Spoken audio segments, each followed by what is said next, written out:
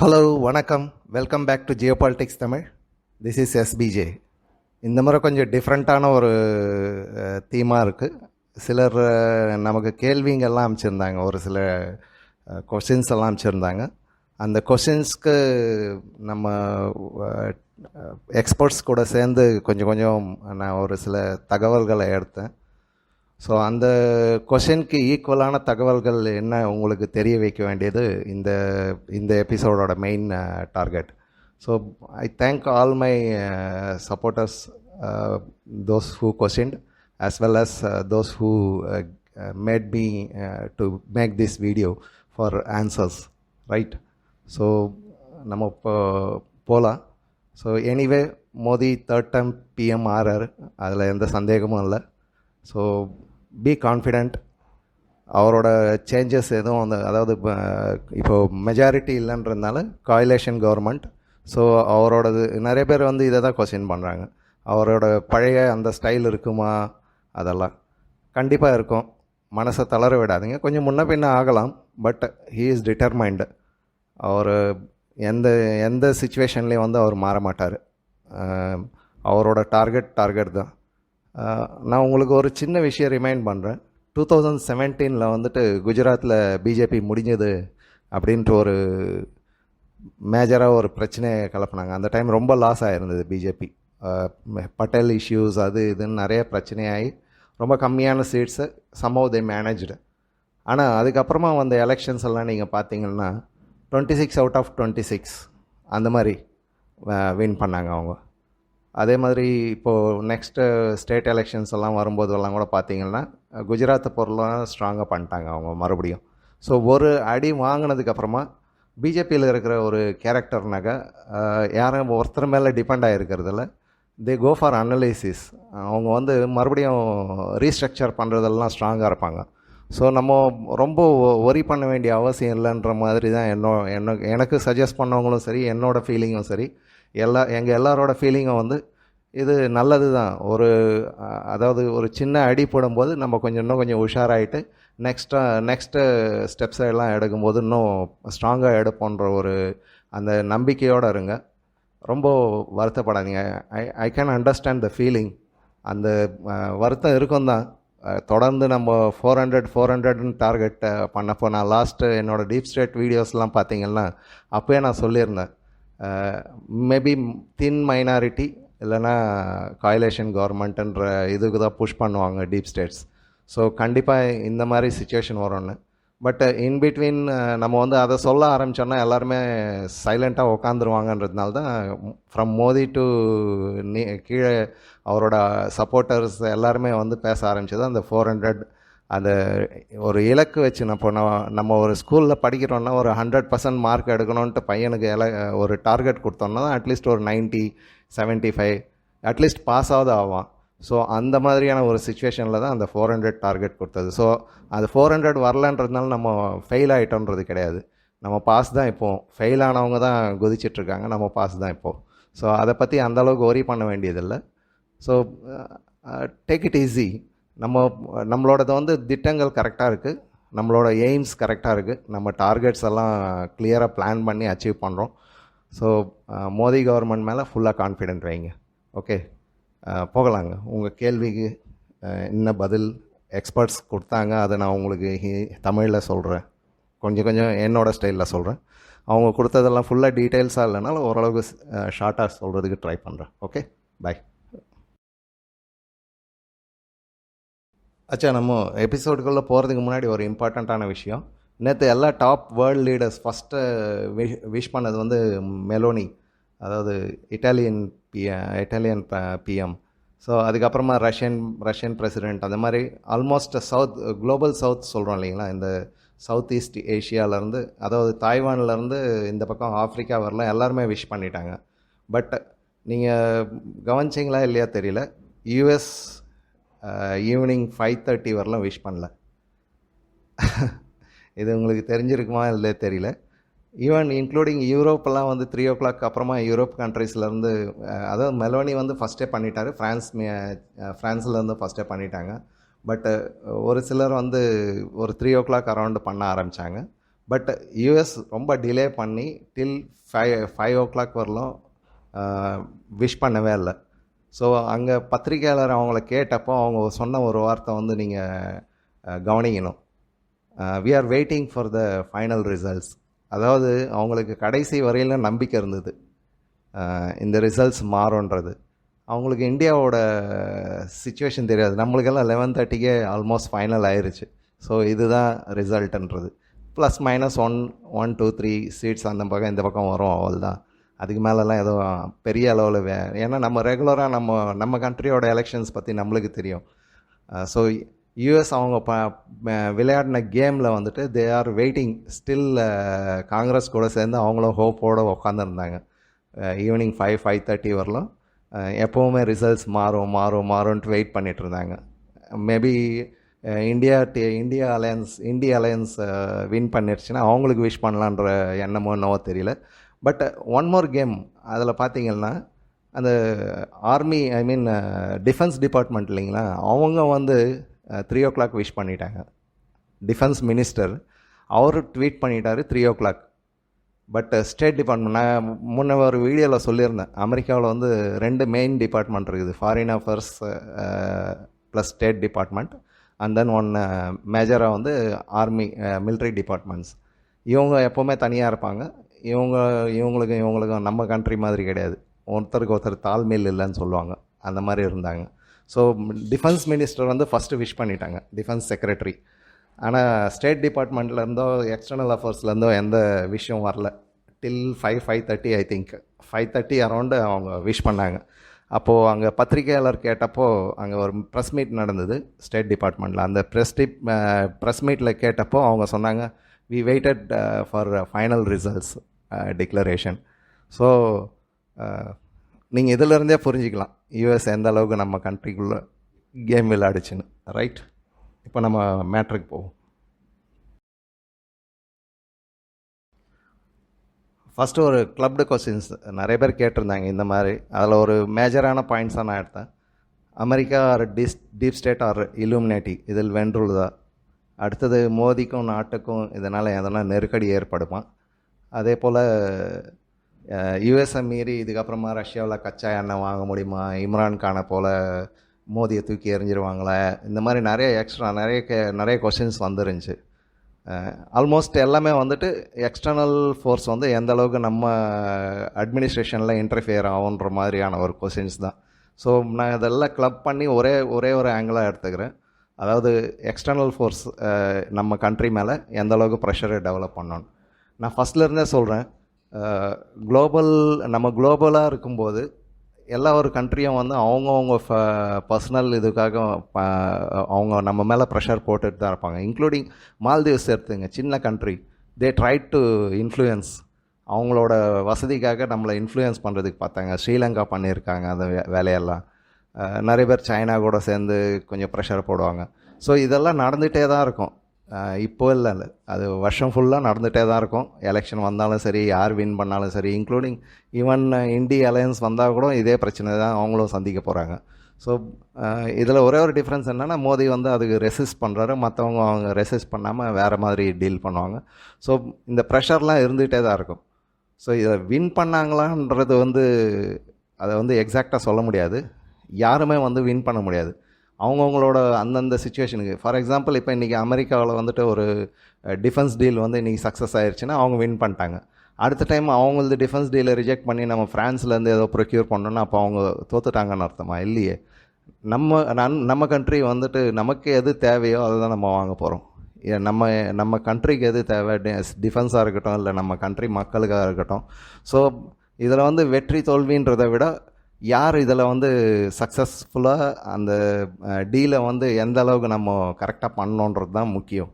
So வெற்றி தோல்வின்றது எப்போவுமே முடியாது. இதெல்லாம் ஒரு சின்ன வார் கிடையாது, இது வருஷம் ஃபுல்லாக காலங்காலத்துக்கு நடக்க போகிற வார்.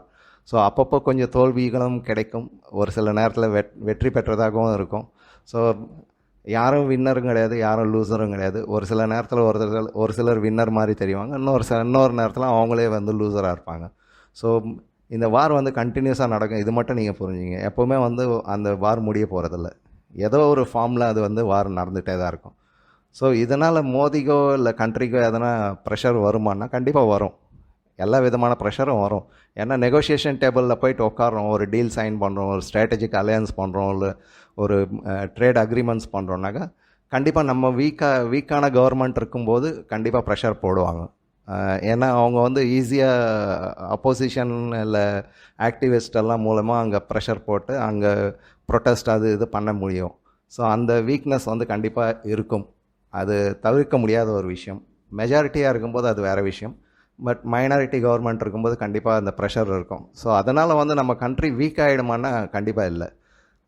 மேபி நிறைய டிசிஷன்ஸ் வந்து டிலே ஆகிறதுக்கு சான்ஸ் இருக்குது. தவிர நம்ம வீக் ஆகிட்டு நம்ம மற்ற கண்ட்ரி மாதிரி, ஃபார் எக்ஸாம்பிள் பாகிஸ்தான் மாதிரி நம்ம பேங்க்ரப்ட் ஆக போகிறதில்ல. அந்த மாதிரிலாம் ஆகிறதுக்கு எல்லாம் சான்ஸ் இல்லை. ஸோ அந்த அந்த கொஸ்டின் வந்து கொஞ்சம் யோசிங்க. எனக்கு தெரிஞ்ச அந்தளவுக்கு ப்ரெஷர் இருக்கும் கண்டிப்பாக, அது ஒத்துக்குங்க. பட்டு நம்ம வந்து விழ போகிறதில்ல. மறுபடியும் நம்ம இழந்துக்குவோம். நம்மள வந்து ஃபீனிக்ஸ் 1000 வருஷமாக நம்ம மேலே அட்டாக் ஆயிடுச்சிங்க. என்றைக்குமே வந்து நம்ம விழுந்ததில்லை. ஸோ இப்போவும் அதே தான், நான் கான்ஃபிடெண்ட்டாக இருங்க. அதே மாதிரி யூஎஸை மீறி ரஷ்யாவில் கச்சா எண்ணெயோ இல்லை ஒரு மிலிட்ரி எக்யூப்மெண்ட்ஸ் எல்லாம் வாங்க முடியுமானா வாங்க முடியும். யாராலையும் தடுக்க முடியாது. உங்களுக்கு தேவை 292 சீட்ஸு மினிமம். அது 272 சீட்ஸு 272 சீட்ஸ் தான் இருக்குது. ஸோ எந்த ஒரு பாலிசியை வந்து நீங்கள் வந்து சேங்ஷன் பண்ணலாம், அங்கே பாலிசியை வந்து அப்ரூவல் பண்ணலாம். டிபேட்ஸ் நடக்கும், கொஞ்சம் டிலே ஆகுமே தவிர மற்றபடி நம்ம எதையும் வந்து சேஞ்ச் பண்ண போகிறதில்ல. ஸோ கண்டிப்பாக எண்ணெய் வாங்குறதோ சரி, இல்லை டிஃபென்ஸ் எக்யூப்மெண்ட்ஸ் ப்ரொக்யூர் பண்ணுறதோ சரி, அது கண்டிப்பாக நடந்துகிட்டே தான் இருக்கும். கொஞ்சம் முன்ன பின்ன ஆகும், கண்டிப்பாக நடக்கும். அதே மாதிரி இம்ரான்கானை போல் மோடியை தூக்கி எறிஞ்சிருவாங்களாம், கண்டிப்பாக இல்லை, முடியாது. இந்தியாவில் அது கண்டிப்பாக நடக்காத விஷயம். ஏன்னா இது வந்து ஒரு மிலிட்ரி ரூல்டோ இல்லை டிக்டேட்டர் டைப் கண்ட்ரியோ இல்லை. ஸோ பாகிஸ்தானை பொறுத்தவரைலாம் ஆர்மி தான் மெயின். அங்கே பொலிட்டிஷியன்ஸோ இல்லை கவர்மெண்ட்டை வந்து ரொம்ப வீக். ஆர்மி டிசைட் பண்ணுறதை பொறுத்து தான் இருக்குது. ஸோ அங்கே மாதிரிலாம் இந்தியாவிலலாம் பண்ண முடியாது. மேபி நம்ம கூட இருக்கிற கூட்டணியில் இருக்கிற அந்த கட்சியெல்லாம் வந்து அவங்க மேபி பின்னாடி போயிட்டு கவர்மெண்ட் விழறதுக்கான சான்சஸ் இருக்குது. பட் அது வந்து if yes maybe or may not be. So அதை இப்போதைக்கு யோசிக்க வேணாம். நெக்ஸ்ட் 1 இயருக்கு அது நடக்க போகிறதில்ல. அதுக்கு ரீசன்லாம் நான் பின்னாடி சொல்கிறேன். ஸோ இந்த அளவுக்கு பயப்பட வேண்டிய அவசியம் இல்லை, அவ்வளோதான். கொஞ்சம் டிலே ஆகும், பார்க்கலாம், அதுவும் நடக்கும். நான் நிறைய முறை சொல்லியிருக்கேன். ஜீன் ஷார்ப்ன்றவர் ஒரு 1960s இல்லை 55s ஒரு தியரி டெவலப் பண்ணார். அதாவது நான் வயலண்ட் 198 மெத்தட்ஸ் ஆஃப் நான் வயலண்ட் ரெஜிம் சேஞ்ச். நான் உங்களுக்கு நிறைய முறை அதிகமாக ரெக்கமெண்ட் பண்ணுற ஒரு விஷயம். நீங்கள் ஆன்லைனில் போய்ட்டு கூகுள் பண்ணிங்கன்னா 198 மெத்தட்ஸ் ஆஃப் நான் வயலண்ட் ஆக்ஷன் அது ஈஸியாக கிடைச்சிரும். ஸோ கண்டிப்பாக அது படிங்க. ஏன்னா அதில் இருக்கிற பாயிண்ட்ஸை மீறி வேறு எதுவும் புதுசாக வரப்போகிறதில்ல. ஆல்மோஸ்ட் எல்லா பாயிண்ட்ஸும் கவர் பண்ணியிருக்குது. எப்படி ஒரு கண்ட்ரியோட கவர்மெண்ட்டை கவுக்கிறது, அதுக்கான எல்லா ஹிண்ட்ஸும் அதில் கொடுத்துருக்கு. ஸோ நம்ம அந்த பாயிண்ட்ஸை புரிஞ்சுக்கிட்டோன்னா வி வில் பி ப்ரிப்பேர்டு. நம்ம கவர்மெண்ட் வந்து அது அவங்கெல்லாம் பண்ணிட்டு தான் இருப்பாங்க. ப்ளஸ் அடிஷ்னலாக நம்ம பப்ளிக் வந்து நம்மளும் நம்ம நாலேஜை வளர்த்துக்கணும். வேர்ல்டு லெவலில் எங்கெங்கே என்னென்ன நடக்குதுன்றது கண்டிப்பாக தெரிஞ்சிருக்கணும். ஸோ இந்த 198 மெத்தட்ஸ் நம்ம கிளியராக அதோட பேக்ரவுண்டெல்லாம் புரிஞ்சுக்கிட்டோன்னா நம்ம இந்த பயம்லாம் வராது கண்டிப்பாக. ஸோ இது நான் மறுபடியும் சொல்கிறேன், please go and read that particular that non violent action. ஒரு ரெஜிம் சேஞ்ச்க்கான என்னென்ன ஆக்ஷன்ஸ் எடுக்க முடியுன்றதை கண்டிப்பாக தெரிஞ்சுங்க. அது முக்கியமான விஷயம். அதே போல் இது ஒரு சின்ன லிஸ்ட்டு. இதில் ஒரு 2011 வரலாம் தான் இருக்குது. அதுக்கப்புறமும் நிறைய ரெஜிம் சேஞ்ச் எல்லாம் நடந்திருக்கு. ஈவன் ரீசெண்ட்லி ஆப்கானிஸ்தானில் பாகிஸ்தானில் நடந்திருக்கு, ஸ்ரீலங்காவில் நடந்திருக்கு, மால்தீவ்ஸில். ஸோ இதெல்லாம் கண்டினியூஸாக இயர் ஃபுல்லாக நடந்துகிட்ருக்கிறது தான். ஸோ இந்த ரெஜிம் சேஞ்சுன்றது வந்து கண்டிப்பாக அங்கே இங்கே நடந்துகிட்டே தான் இருக்கும்.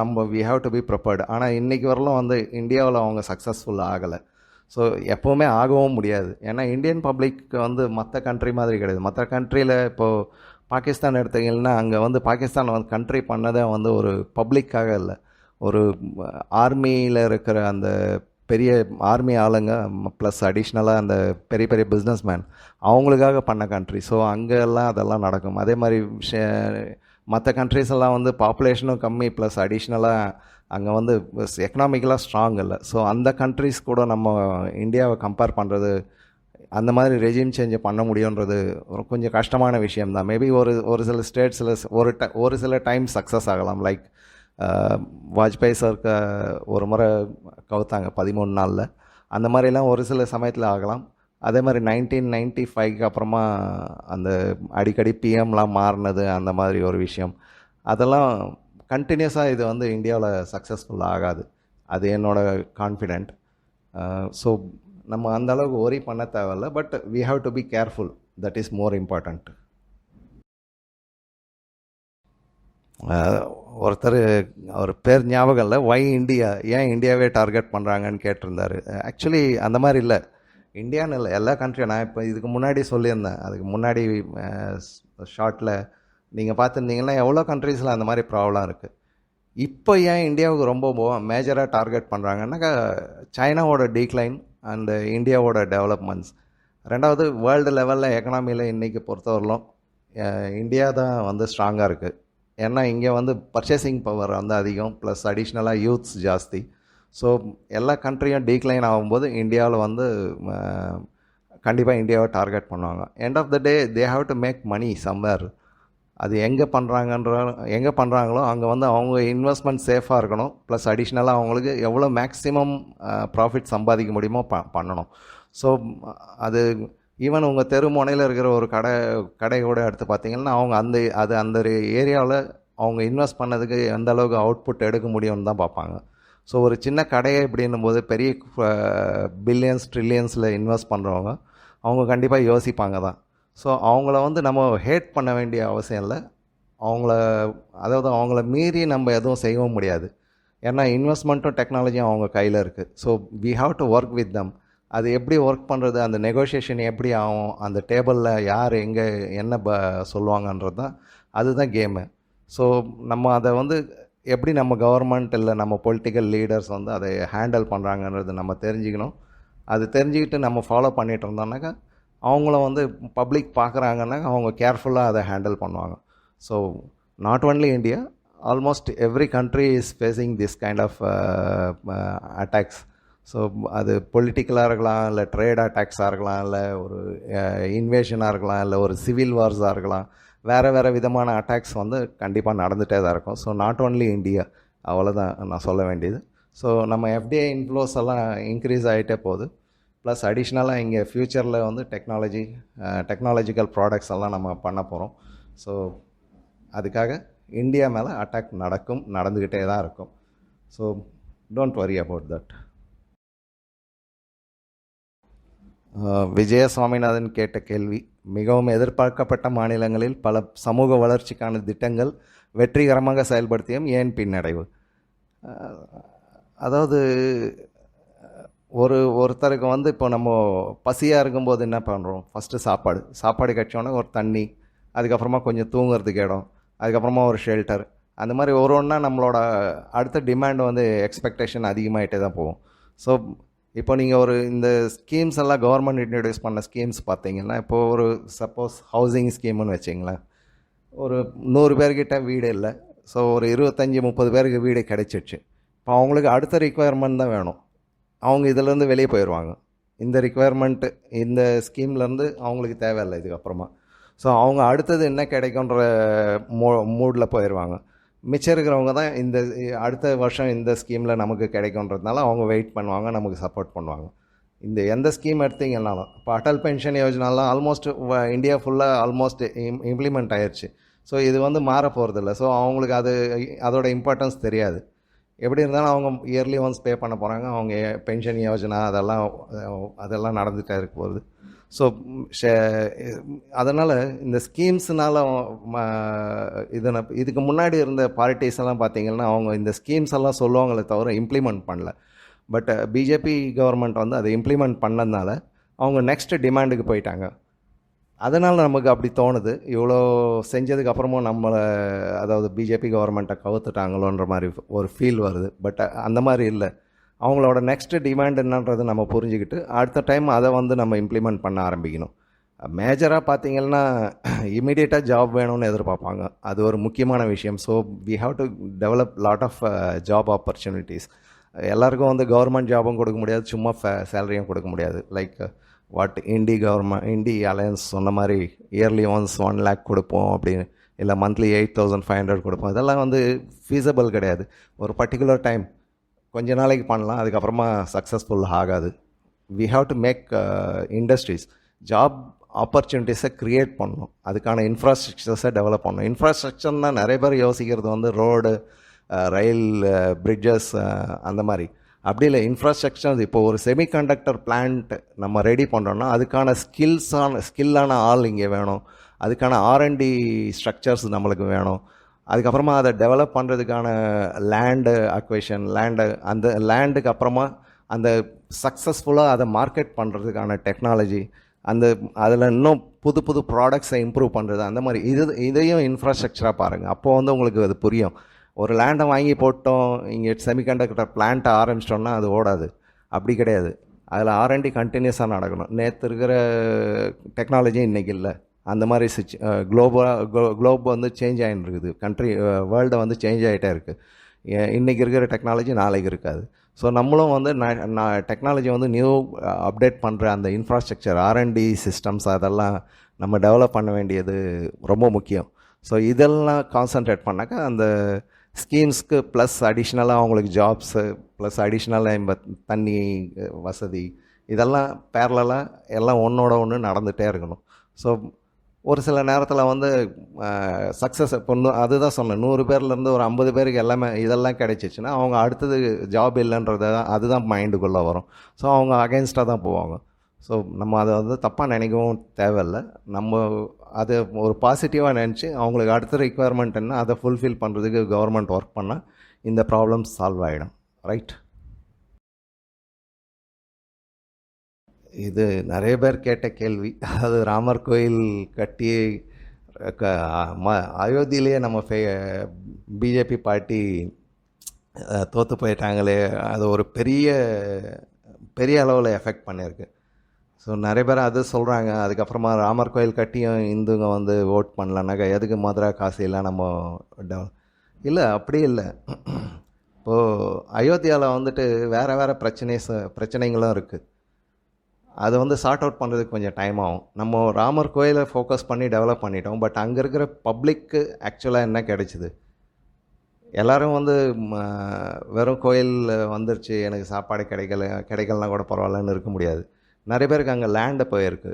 அதாவது டெவலப்மெண்ட்டுக்காக அவங்க கோயிலுக்கு சப்போஸ் கோயிலுக்கு அந்த அக்கம் பக்கத்தில் இருக்கிறவங்கள லேண்டு போயிடுச்சு. அவங்களுக்கு லேண்டு வேறு இடத்துல கொடுத்துருக்காங்க, மார்க்கெட் வேல்யூ கொடுத்துருக்குறாங்க, எல்லாமே சரி. பட் அவங்களோட அந்த இன்கம் சோர்ஸ் வந்து குறைஞ்சிருக்கிறதா அவங்க ஃபீல் பண்ணுறாங்க.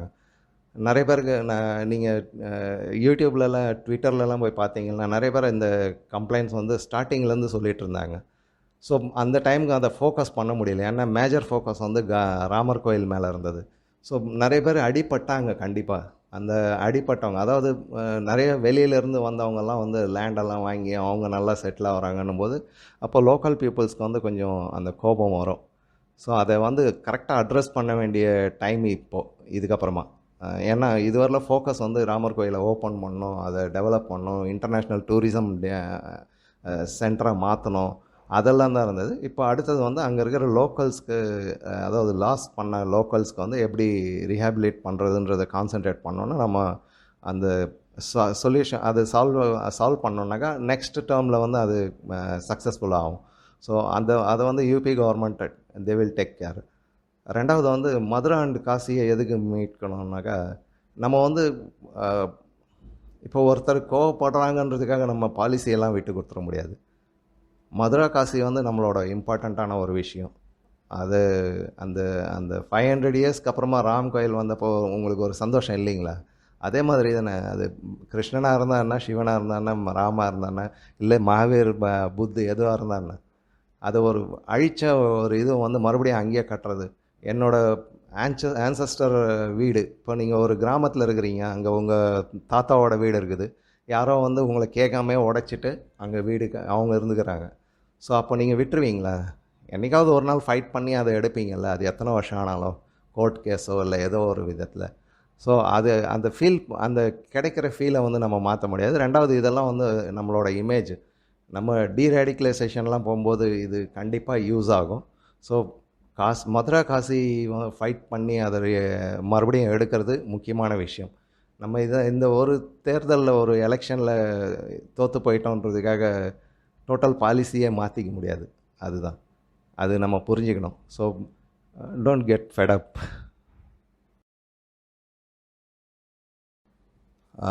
காமராஜ் தயாளன் இன்னொரு சிலர் கேட்டிருந்தாங்க, இந்த டெவலப்மெண்ட், இன்ஃப்ராஸ்ட்ரக்சர் டெவலப்மெண்ட் இதெல்லாம் வந்து முதல்ல மாதிரி வேகமாக செயல்படுத்த முடியுமா, இதே அந்த ஸ்பேஸ் இருக்குமா, ஸ்பீடு இருக்குமா அப்படின்னு சொல்லிட்டு.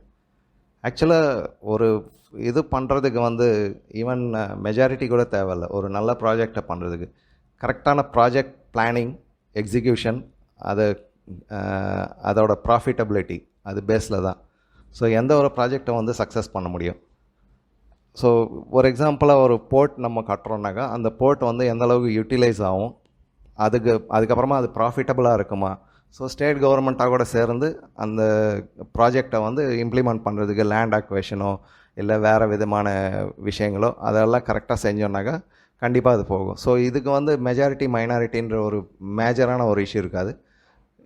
இது வேணால் சொல்லலாம், அப்போசிஷன் வந்து ப்ரொட்டஸ்ட் பண்ண, அதாவது சப்போஸ் இப்போ கேரளாவில் விழிஞ்சம் போர்ட் இருக்கு இல்லைங்களா, அவங்க ரொம்ப ப்ரொட்டஸ்ட் பண்ணாங்க. ஒன்ஸ் அந்த கவர்மெண்ட்டாக கூட பேசி அதை புரிய வச்சதுக்கப்புறமா அங்கே கிடைக்கிற அந்த ப்ராஃபிட்டபிலிட்டி, அதாவது இந்தியாவில் ஃபஸ்ட்டு அது மேஜர் டிரான்ஸ்ஷிப்மெண்ட் போட்டால் இருக்குது. ஸோ அதை புரிஞ்சதுக்கப்புறமா அந்த கவர்மெண்ட்டே ஆக்ஷன் எடுத்தது.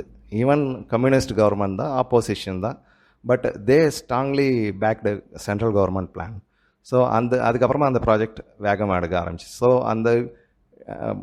அந்த மீடியேஷன், அந்த இன்ட்ராக்ஷன் அதை வந்து கரெக்டாக மெயின்டைன் பண்ணிட்டாக்கா எந்த ப்ராஜெக்டையும் வந்து சக்ஸஸ்ஃபுல்லாக, அது ஹைவேவாக இருந்தாலும் சரி, ரயில்வே இருந்தாலும் சரி, ஈவன் நியூ டெக்னாலஜி செமிகண்டக்டர் ப்ராஜெக்டாக இருந்தாலும் சரி, எல்லாமே.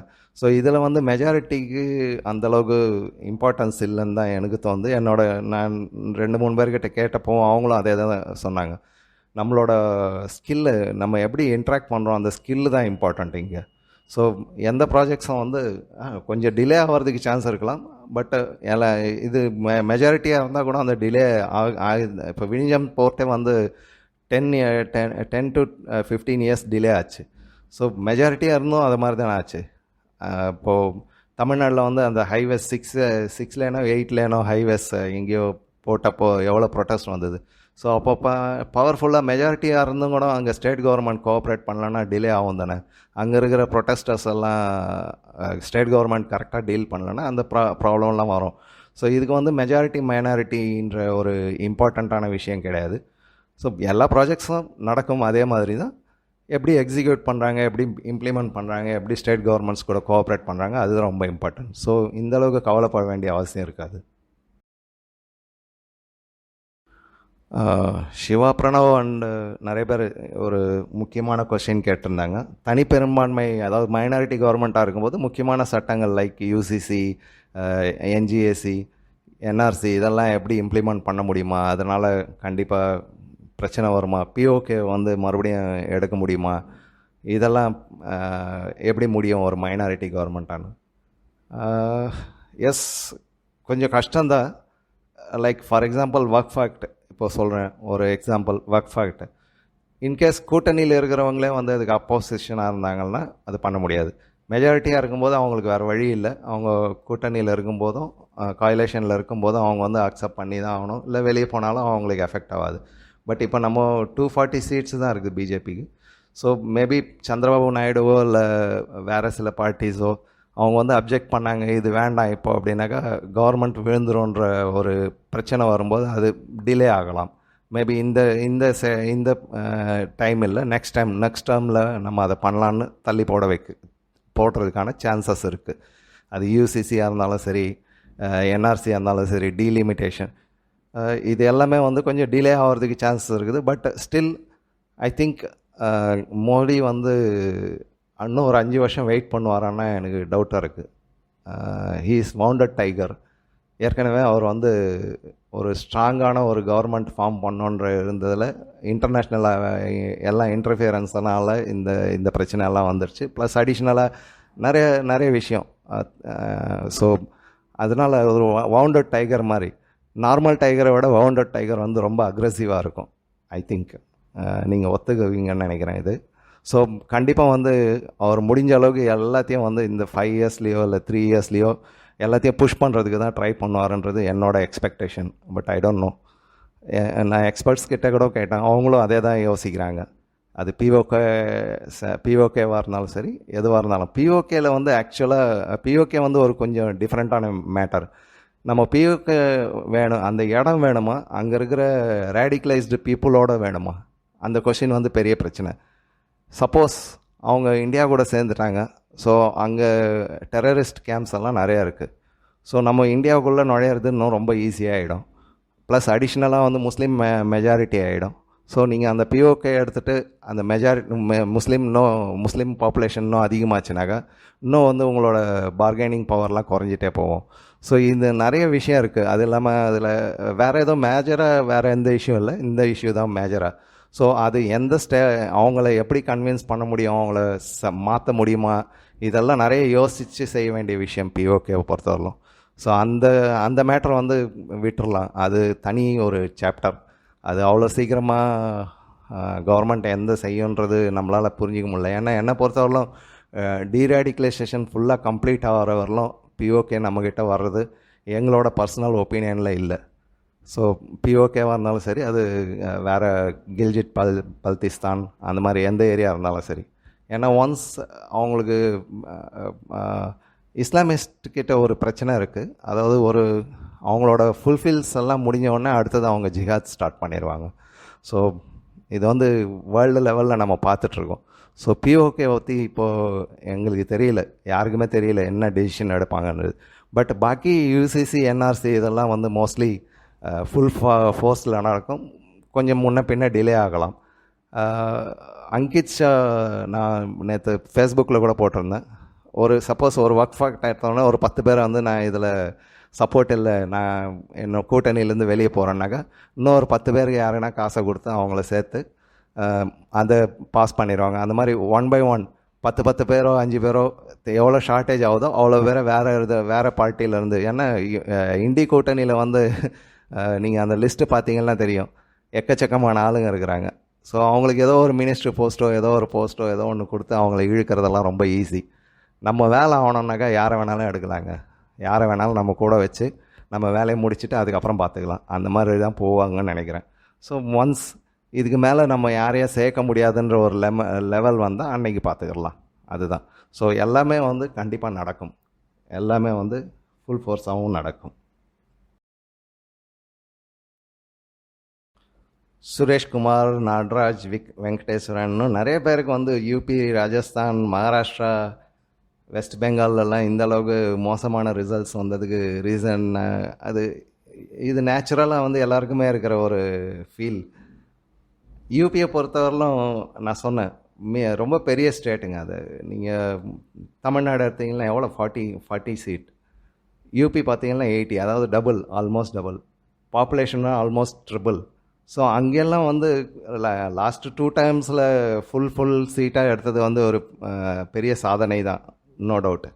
பட் எவ்ரி டைம் அதை பண்ண முடியுமான்னா கண்டிப்பாக டவுட்டு. அது இல்லாமல் நிறைய பேருக்கு வந்து பாலிடிக்ஸ்ன்றது வந்து ஒரு ப்ரொஃபஷன். இப்போது எஸ்பி, பிஎஸ்பிலாம் பார்த்திங்கன்னா அதில் நிறைய பேர் வந்து ப்ரொஃபஷ்னலாக வந்து பரம்பரையாக அவங்க இருக்கிறாங்க. அவங்களுக்கு சர்வைவல் ஒரு கொஷின் தானே. ஸோ அவங்க வந்து விட்டு கொடுக்காம வாழ்வா சாவான்ற ஒரு போராட்டம் தானே அது அவங்கள பொறுத்தவரையிலும். ஸோ அவங்களும் அவங்களோட எஃபர்ட்ஸ் எல்லாம் போடுவாங்க. ஸோ அதனால் இது வந்து ஒரு பெரிய விஷயமா இல்லை.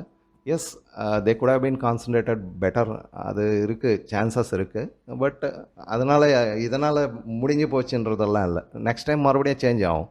ஸோ அந்தளவுக்கு பெரிய ஒரு இல்லை. வெஸ்ட் பெங்காலை பொறுத்தவரையிலும் அது தனி கதை, அது உங்களுக்கே தெரியும். அது எப்படி ஹேண்டில் பண்ண போகிறாங்க, வெஸ்ட் பெங்கால் அண்ட் தமிழ்நாடு 2 ஸ்டேட்டை வந்து பிஜேபி எப்படி ஹேண்டில் பண்ண போகிறாங்கன்றது தான் ஒரு மிகப்பெரிய சேலஞ்சு.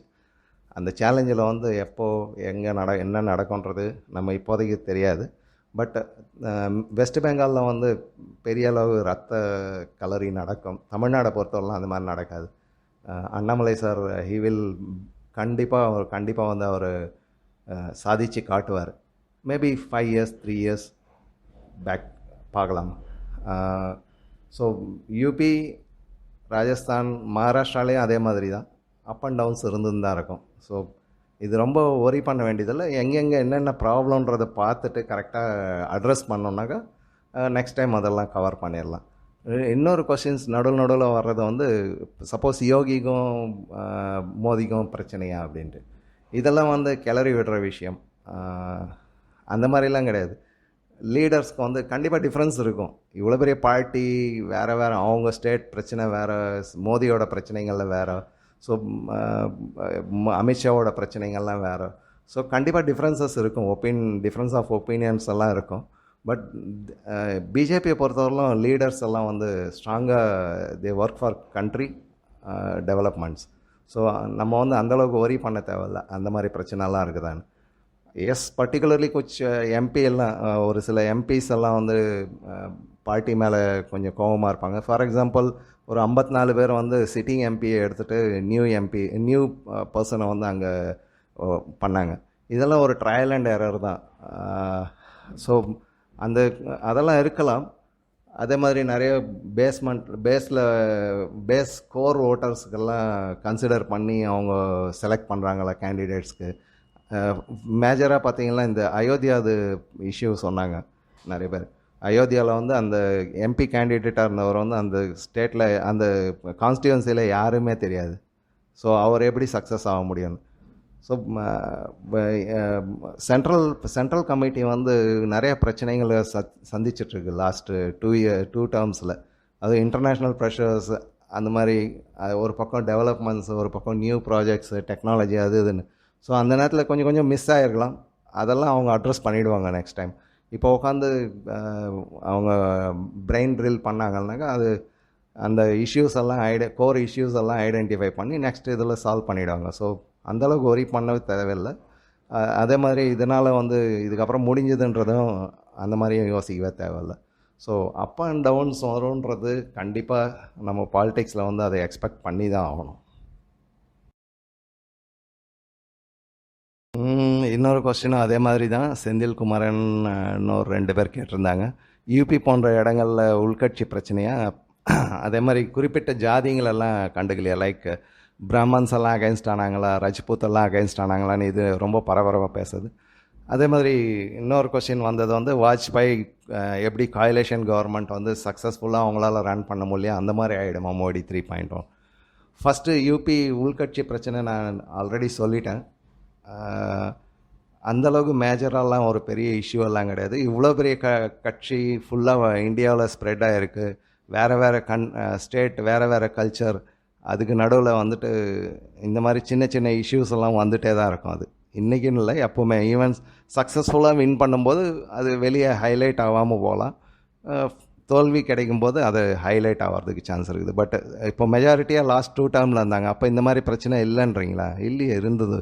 அப்போவும் இருந்தது. நிறைய பேர் அப்போவே சொல்லிகிட்டு இருந்தாங்க யோகிக்கும் மோதிக்கும் செட் ஆகலை அப்படின்ற மாதிரி. இல்லை தேவேந்திர ஃபட்னவிஸ் அவர் பர்ஃபெக்டாக இல்லை, நிர்மலா சீதாராமன் சரி இல்லை, லேட்ரல் என்ட்ரியில் நிறைய பேர் வந்து வெளியிலேருந்து கொண்டு வந்துட்டாங்க.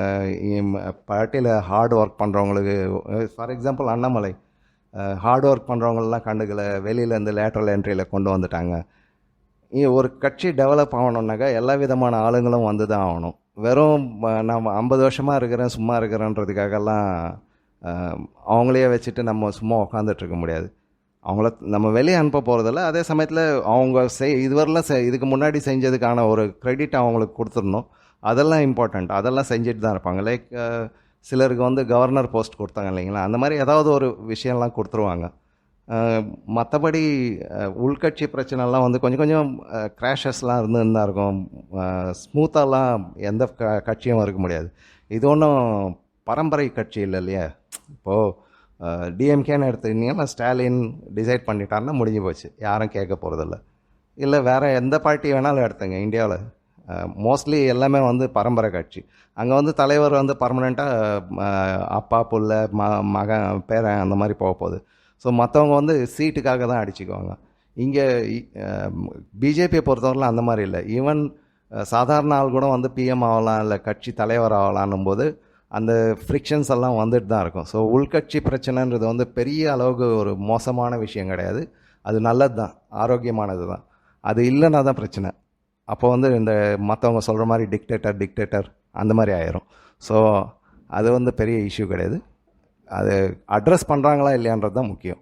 கரெக்டாக டைமுக்கு அதை அட்ரஸ் பண்ணுறது இம்பார்ட்டண்ட்டான விஷயம். அதே மாதிரி ஒரு சில ஜாதிங்களெல்லாம் கண்டுக்கலையானாக்கா, இந்தியாவில் எத்தனை ஜாதி இருக்குது, ஒருத்தருக்கும் எல்லாருக்குமே பர்சனலாக வந்து அட்டென்ஷன் கொடுக்கறது அது முடியாத காரியம்.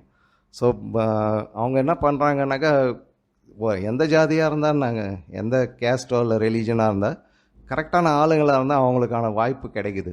ஸோ அது இம்பார்ட்டண்ட்டு. உங்களுக்கு குவாலிஃபிகேஷன் இல்லை, உங்களுக்கு கிடைக்கல. இப்போ எக்ஸாம்பிள் சுப்பிரமணியம் சாமி, அவர் அடிக்கடி உல்ட்டாவாக பண்ணிகிட்ருக்காரு. அவர் சைட் லைன் பண்ணி வச்சுருக்கிறாங்கன்னா அவருக்கு கோபம் வருது. அவர் ஒன்றே சொல்லுவார், இது பிராமணன்லாம் ஒதுக்கிட்டு மற்றவங்கெல்லாம் வராங்கன்ற மாதிரி. அந்த மாதிரி இதெல்லாம் நடந்துட்டு தான் இருக்கும். ஸோ இதுவும் வந்து ஒரு மேஜர் இஷ்யூவாக எனக்கு தெரியல. அது அப்பப்போ வரலன்னா தான் பிரச்சனை. வரலன்னா தான் ஒரு டிக்டேட்டர் இது இருக்குது, மேரிட்டல் அடிதடின்ற மாதிரி போயிடும். ஸோ அதுவும் ஒரு மேஜர் இஷ்யூ கிடையாது. லாஸ்ட்டாக வந்து அந்த வாஜ்பாய் கூட்டணி போல் காயிலேஷன் கவர்மெண்ட் மாதிரி மோடி கவர்மெண்ட் நான் பர்ஃபார்மர் ஆகிடுவாங்களான்னா சான்ஸே இல்லை. நான் ஏற்கனவே சொல்லிட்டேன், இஸ் எ வவுண்டட் டைகர். அந்த கோவம் இருக்கும் அவருக்கு உள்ளுக்குள்ளோ, அதே மாதிரி பாய்ச்சலும் இருக்கும் கண்டிப்பாக. நம்ம எங்கள் டீமு நாங்கள் எல்லாருமே எக்ஸ்பெக்ட் பண்ணுறது அதுதான். இதுக்கு முன்னாடி இருந்த மோடி வேறு. அதாவது அவரோட ஸ்பீச் பார்த்திங்கல்ல, அந்த ஈவினிங் ரிசல்ட் அனௌன்ஸ் பண்ண ஈவினிங் வந்துட்டு ஆரம்பிக்கும் போதே வந்து ஒரு ஜெய் ஸ்ரீராம் சொல்ல ஜெய் ஜெகநாத் சொன்னார். அதாவது எந்த சுச்சுவேஷனும் அதுக்கேற்ற மாதிரி நான் மாறுறதுக்கு ரெடின்ற ஒரு ஹிண்ட். அது நிறைய பேர் சொல்கிறாங்க, ஜெய் ஸ்ரீராம் கைட்டு விட்டிங்களா தோத்துட்டதுக்கப்புறம். அப்படி கிடையாது. அது வேறு மாதிரி ஹிண்ட்டு கொடுக்கறது. மோதியை பொறுத்தவரைலாம் ஒரு ஹிண்ட்டு தான் கொடுப்பாரு, நம்ம தான் புரிஞ்சிக்கணும் அதை. அதே மாதிரி நடுவில் அந்த நெக்ஸ்ட்டு டேர்மில் என்னென்ன பண்ண போகிறோன்றதை அதை வந்து சொல்லிகிட்டே இருந்தார். ஸோ அவரோடது வந்து மாற போகிறதில்ல. அவரோட அட்டிடியூடெல்லாம் மாறுறதெல்லாம் சான்ஸே கிடையாது. அவரெலாம் இதுக்காகன்னு வந்தவர், இதுதான் அவரது லைஃபே. மற்றவங்கெல்லாம் வந்து இந்த முறை எலெக்ஷனில் தோற்று போயிட்டு பொண்டாட்டி பிள்ளையோட ஊர் சுற்றலாம், பேரம்பேத்தியோட கொஞ்சலாம். ஈவன் நம்ம கூட தான் என்ன, நிறைய பேர் எலெக்ஷன் ரிசல்ட் கம்மியானோடனே கிரிக்கெட்டை பற்றி எழுத ஆரம்பிச்சிட்டோம், சினிமாவை பற்றி எழுத ஆரம்பிச்சிட்டோம். இல்லை ஒரு சிலர் வேறு எதனா சாமி இங்கே ஊரில் நடக்குது, அங்கே திருவிழா நடக்குதுன்ட்டு போயிட்டோம். அவர் அப்படி கிடையாதுங்க. அவருக்கெல்லாம் இது வந்து ப்ரீத்து, கண்ட்ரியை டெவலப் பண்ணுறது மட்டும்தான் அவரோட லைஃபே. அவருக்கு யாரும் இல்லை கூட, இருந்த ஒரே ஒரு அம்மாவும் இல்லை இப்போது. ஸோ அவரெல்லாம் அந்த மாதிரிலாம் ஆட்சியெல்லாம் பண்ணவே மாட்டார். நான் கான்ஃபிடெண்ட்டாக இருக்கிறேன். அது முன்னை விட மோர் அக்ரெசிவாக தான் இருப்பாங்க. அதுவும் இல்லாமல் இந்த டீப் ஸ்டேட்டெல்லாம் பண்ண பிரச்சனை எல்லாம் அவர் மனசில் வச்சு எல்லாரையும் கரெக்டாக லைனில் பின்னி எடுப்பாருன்னு தான் நான் எக்ஸ்பெக்ட் பண்ணுறேன். ஸோ கண்டிப்பாக கான்ஃபிடெண்ட்டாக இருங்க, எல்லாமே நல்லபடியாக நடக்கும். அதே மாதிரி நம்ம மதில் மேல் பூனை மாதிரி இருக்கக்கூடாது அரசியலெல்லாம் நம்ம ஒன்லி டார்கெட்டடு. சில ஃப்ரெண்ட்ஸ் எல்லாம் கூட எழுதுகிறாங்க, மீடியாவை கவர் பண்ணல, அது பண்ணல, இது பண்ணல, காசு கொடுக்கல. அப்படிலாம் ஒன்றும் கிடையாது. இப்போ ஜெய்ப்பூர் டைலாக்ஸ்லாம் எடுத்து பார்த்தீங்கன்னா அவங்க வந்து கவர்மெண்ட்கிட்டேயோ இல்லை பார்ட்டிக்கிட்டேயோ எந்த காசும் வாங்குறதில்ல. நாங்கள் ஒரு கொஞ்சம் பேர் வந்து 100 ரூபா மந்த்லி போட்டு ஆரம்பித்தது தான். கொஞ்சம் கொஞ்சமாக வளர்ந்து இன்றைக்கி 30 lakhs மெம்பர். ஸோ அந்த மாதிரி தான் நீங்கள் தமிழ்நாட்டில் டெவலப் பண்ணமே தவிர ஒன்றுத்துக்கும் நான் தனியாக நிற்பேன், என்னை தேடி வந்து எனக்கு காசு கொடுக்கணும், நான் இவ்வளோ எழுதுகிறேன். நீங்கள் எழுதுறதெல்லாம் எத்தனை பேர் படிக்கிறாங்க? 150 பேர், 500 பேர், 600 பேர். அதை வச்செல்லாம் உங்களெல்லாம் தேடி வரமாட்டாங்க. நீங்கள் தான் ஒரு டீம் பண்ணணும். ஒரு டீமை செட் பண்ணி கொஞ்சம் முன்ன பின்ன ஆகும். எத்தனையோ பேர் நான் பார்க்குறேன், ஃபேஸ்புக்கில் என்ன எழுதுறேன், என்ன பண்ணுறீங்க, ஃபார்வேர்ட் பண்ணுறது, மீம்ஸை ஃபார்வேர்ட் பண்ணுறது, ஒரே விஷயத்தை திருப்பி எல்லாருமே எழுதுறது. இதில் என்ன சாதிக்க போகிறீங்க? ஒன்றும் சாதிக்க போகிறதே இல்லை. தொடர்ந்து எழுதுங்க, நல்ல ஸ்கீமெல்லாம் கொண்டு போங்க. படிக்கலன்றது செகண்டரி. ஆனால் எப்போ எழுதினாலும் அந்த மாதிரி எழுதிங்கன்னா கொஞ்சம் கொஞ்சமாக தான் மாற்ற முடியும். ஒரேடியெல்லாம் மாற்ற முடியாது. அதே மாதிரி மேஜராக பார்த்தா ஸ்டாலினை கிண்டல் பண்ணி எழுதுறதோ இல்லை டிஎம்கேவை கிண்டல் பண்ணி எழுதுறதோ கொஞ்சம் நகைச்சுவை ஹாஸ்யம்லாம் தேவை தான். பட் அதுவே வந்து தொழிலாக இருக்க முடியாது. அது அதனாலலாம் வந்து பெருசாக சாதிக்கலாம் முடியாது. ஸோ பெட்டர் நீங்கள் ஃபஸ்ட்டு மாறுங்க. கொஞ்சம் மாறினீங்கன்னா சிட்டிங் ஆன் த ஃபென்ஸுன்ற மாதிரிலாம் பாலிடிக்ஸ் எல்லாம் அதெல்லாம் உதவாது. You have to be fit, either to be in politics or not to be, that's all. அது நீங்கள் கண்டிப்பாக புரிஞ்சுக்கிட்டீங்கன்னா எல்லா பிரச்சனையும் சால்வ் ஆகிடும். அதே மாதிரி நீங்கள் டெவலப் ஆகணுன்னா நீங்கள் தான் ஃபஸ்ட்டு ஸ்டெப் எடுக்கணும். கொஞ்சம் கொஞ்சமாக டெவலப் ஆகணும். உங்களுக்கு உங்களோட ரீச் எந்த அளவுக்கு ஆகுதோ அந்த அளவுக்கு பார்ட்டி வந்து உங்களை தேடி கண்டுபிடிச்சி உங்களை சப்போர்ட் பண்ணும். ஸோ முதல்ல பார்ட்டியில் போய்ட்டு ஜாயின் ஆகுது பண்ணுங்கள், அதுக்கப்புறமா பேசலாம். Okay, thank you very much. எனக்கு தெரிஞ்ச அளவுக்கு சொல்லிட்டேன் நான். ஐ திங்க் உங்களோட கொஷின்ஸ்க்கு ஓரளவுக்கு வேறு மாதிரியான ஒரு வியூவில் இருந்து ஆன்சர்ஸ் கிடைச்சிருக்கலாம். மேபி இல்லை உங்கள் வியூஸ் எது இருந்தாலும் நீங்கள் என்னோடய ஃபேஸ்புக் பேஜ்லேயும் எழுதலாம், இல்லை இங்கேயே கூட கமெண்ட்ஸில் எழுதலாம். வேறு எதனா கொஷின்ஸ் இருந்தாலும் சொல்லுங்கள், நான் கேட்டு மற்றவங்க என்ன சொல்கிறாங்க, என்னோட என்ன அசம்ப்ஷன் அந்த மாதிரி நான் சொல்கிறேன். Okay, bye bye, Jai Hind, thank you very much.